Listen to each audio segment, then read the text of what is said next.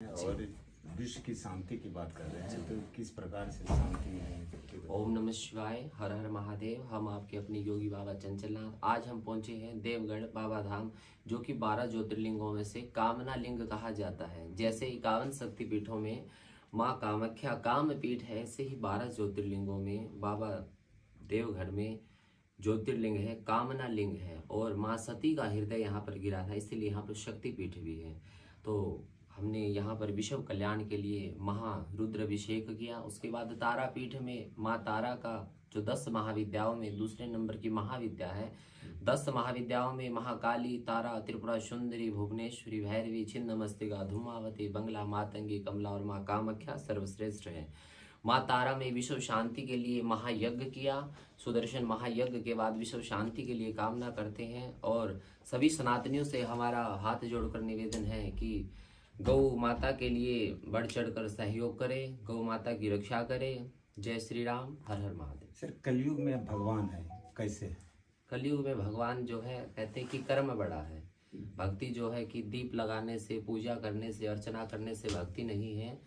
कलयुग जो है कर्म से अनुसार कलयुग इंसान के अंदर है। सतयुग में देवलोक और राक्षस लोग, देवता देवलोक में रहते थे और राक्षस राक्षस लोक में रहते थे। जैसे त्रेता आया तो रावण और राम एक ही लोक में आ गए। उसके बाद द्वापर आया तो देवता और असुर, पांडव और कौरव एक ही घर में आ गए। ऐसे कलयुग आया तो एक ही शरीर में देवता और असुर इसी शरीर के अंदर है। अब वो हमारे ऊपर निर्भर करता है कि हम अपने हृदय से, भक्ति से, कर्म से अपने देव को जागृत करते हैं कि अपने असुरों को जागृत करते हैं। सर, पाप क्या है और पुण्य क्या है? पाप जो है, जो हम कर्म करते हैं, जो वाणी बोलते हैं, मन, वचन और कर्म के अनुसार किए हुए हर जो हम संसार के लिए करते हैं, अपने स्वार्थ के लिए करते हैं, उन्हीं से जुड़े हुए जो हमारे पाप और पुण्य होते हैं। आप सर यहाँ पे कहते हैं लोग गृहस्थी जीवन सबसे सुखद जीवन है, फिर आप वैरागी धर्म कर लिए, किस प्रकार से आप यहाँ इसके किस कठिनाई के साथ? संत, देखिए हमारा मानना है संत बनना कोई बानर कपड़े पहन लेना, तिलक लगाने ला कोई साधु नहीं होता है। संत जो है 3 प्रकार के होते हैं। एक संत है जिसने तन रंगाया, एक संत है जिसने मन रंगाया, और एक संत है जिसने तन और मन दोनों को रंगा लिया। जैसे तन रंगाया जो साधु हैं, भगवा कपड़ा पहनते हैं, तिलक लगाते हैं, अर्चना करते हैं, आराधना करते हैं, साधना करते हैं, भक्ति करते हैं, वो है तन रंगाया उसने, और मन रंगाया। और एक है जिसने मन रंगाया, जैसे गृहस्थी लोग हैं, वो संतों के पास जाते हैं, सनातन के लिए कार्य करते हैं। जैसे आप समाज की सेवा कर रहे हैं। 3 लोगों को मुक्ति हमारा शास्त्र कहता है कि बिना कुछ के मिलती है। एक समाज सेवक है, एक देश की जो सेवा करता है वो है, और एक साधु है जिस समाज के लिए भजन और विश्व कल्याण की शांति करता है।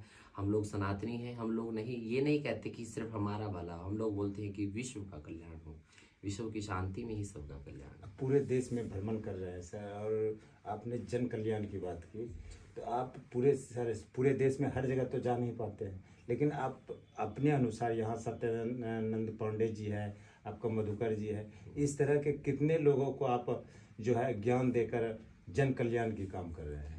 हम चाहते हैं कि विश्व भर में प्रचार फैले सनातन धर्म का। देखिए सभी सनातनी हैं, वो उनके भाव के ऊपर है कि हम कर क्या रहे हैं।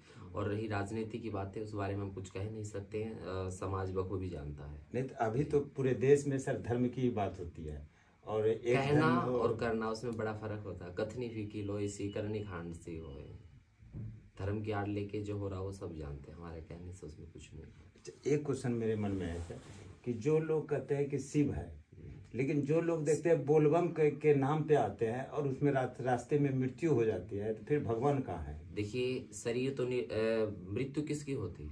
जो आत्मा है वो तो निराकार है, ना उसका जन्म है ना मृत्यु है। अगर इस शरीर से आत्मा को निकाल दिया जाए तो ये शरीर तो निर्जीव है। तो शरीर तो पहले जीवित था ही नहीं, तो मृत्यु किसकी होती है? हमारी सोच की केवल मृत्यु होती है, और मृत्यु कुछ नहीं है। शरीर बदलता है, आत्मा नहीं बदलती है। अजर अमर अविनाशी भगवान शिव ही सत्य है, शिव शक्ति से ही संसार है। देवता अनेक है, 33 कोटि। कोटि शब्द जो है एक संस्कृत का शब्द है। कोटि का अर्थ प्रकार है और करोड़ है। कुछ मान्यताओं के अनुसार जो देहाती माताएं हैं, कुछ भक्त हैं, बोलते 33 करोड़ देवी देवता गाय के अंदर, जबकि वो कोटि होता है, प्रकार। 33 प्रकार के देवी देवता, लेकिन भगवान एक है, मालिक एक है। गौ माता की बात करते हैं, और हम लोग शहर से लेकर गांव तक जाते हैं, उसी गौ माता के लोग जानते हैं कि जूठा खाना दे दिया, वो जहाँ जहाँ भटकते रहती है। इसके अज्ञानवश ऐसा हो रहा है, जबकि 84 लाख योनियों में जो है सबसे लास्ट योनि वो गौ माता की है। कहते हैं कि सबसे लास्ट योनि वो गौ की है, गौ के बाद ही ये इंसान का नर्तन का ज्वाला प्राप्त होता है, इसलिए गौ माता को सर्वश्रेष्ठ माना गया है। अच्छा सर, आप पूरे देश को क्या संदेश देना चाहते हैं? किस तरह लोग अपने माँ बाप जीवन की में सेवा करो, सबसे बड़ा तीर्थ माँ बाप है। एक दूसरे के काम आओ, एक दूसरे की मदद करो, अच्छी संगति करो।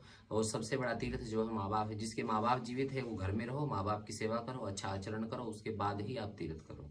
माँ बाप की सहमति दो, तीर्थ जाओ और खूब देश के लिए सेवा करो।